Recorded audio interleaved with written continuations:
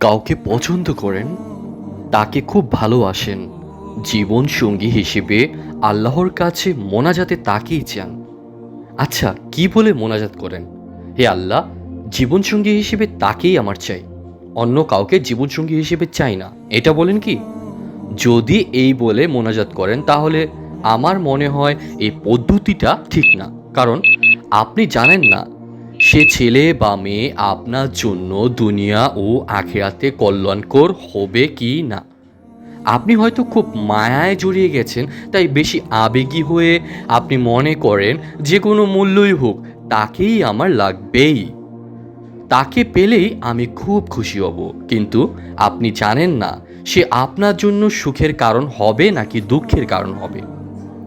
মানসিক শান্তি অনেক বড় নিয়ামত। কত লোক পছন্দের মানুষকে বিয়ের পরেও সারা জীবন মানসিক যন্ত্রণায় ভোগে। সে যাকে সুখের কারণ ভেবেছিল তার জন্যই জীবনটা এখন জাহান্নাম মনে হচ্ছে। এজন্য নির্দিষ্ট করে কাউকে পাওয়ার জন্য দোয়া করা উচিত না।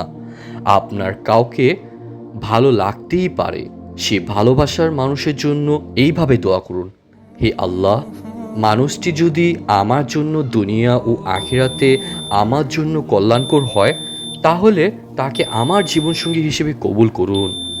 আমিন।